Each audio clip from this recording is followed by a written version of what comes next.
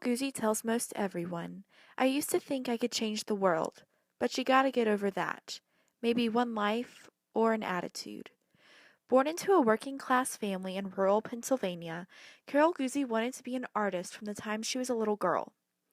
She grew up constantly drawing, but her mother begged her to choose a more practical profession so that she too wouldn't struggle financially like her single mother did. Guzzi earned a degree in nursing, which she credits with giving her an understanding of and sensitivity to human suffering, and believes that her photographs would be different without that background. Upon successfully completing nursing school, Guzzi realized that she couldn't be a nurse for the rest of her life. Her then boyfriend gave her a 35mm camera, where soon after she enrolled at the Art Institute in Fort Lauderdale, Florida. In 1980, she earned her associate's degree in applied science and photography. She took an internship at the Miami Herald, which developed into a staff position. In November 1985, a devastating mudslide killed nearly 23,000 people in Colombia. The Herald sent Carol to document this tragedy. Her work, alongside co-worker and lifelong friend, the late Michael DeSille, received her her first Pulitzer Prize award for spot news photography. Guzzi was the first woman ever to receive a Pulitzer in this area. Miss Guzzi is the only photojournalist to receive 4 Pulitzer Prize awards. In 1990, she was the first woman ever to receive the Newspaper Photographer of the Year award, presented by the National Press Photographers Association. Greatness is never found in the great things, but more the sum total of small acts. In 1988, Guzzi moved to Washington, D.C., where she was hired as a photographer for the Washington Post.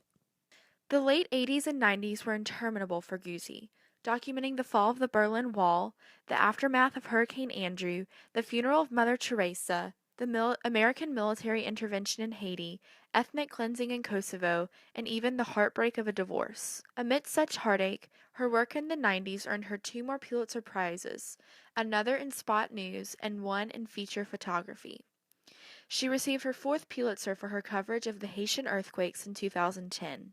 Bits of my soul are scattered all over the earth, and indeed it's what makes me whole. The first time I met Carol, I was sitting at George Mason University for a journalism conference the summer before my senior year of high school. Leading up to her session, we were continually being told, "Carol is the heart of WJMC. Just you wait until you see her work. I promise. You won't make it out without crying like a baby." The first thing you might notice about Carol Guzzi is how small her voice is. But when she speaks, she commands a room, effortlessly. I honestly did not make it 5 minutes into her photo documentary before I began sobbing like a baby. Perhaps my tears were from fatigue, or perhaps it was when Carol began talking about her goddaughter Mamuna, who is a refugee from Sierra Leone. Or maybe it was one of her daily assignments turned into a documentary on 2 elderly sisters, Miss Classy and Miss Rozzy.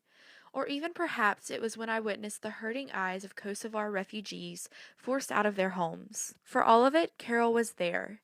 She says that she stared into the eyes of evil and that ultimately there is danger in censoring reality. But through it all, Miss Guzzi's photos tell people's stories. Empathy is truly why Carol Guzzi inspires me. She says that empathy is a really small word with an epic meaning. It's the ability to see how someone else is feeling. Although I don't necessarily plan on pursuing a career in photojournalism, Carol inspires me beyond the lens of a camera. I have been fortunate enough to hear her speak in person on 4 separate occasions. Each time, my respect and admiration of Carol has only grown.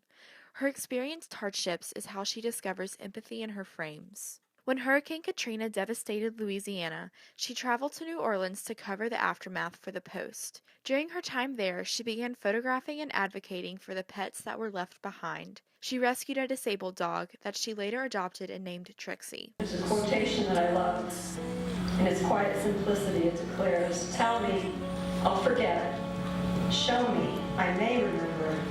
Involve me, I'll understand." Mamuna McShane was one of several children refugees who were brought to the United States for care during the Sierra Leone crisis in the late 90s.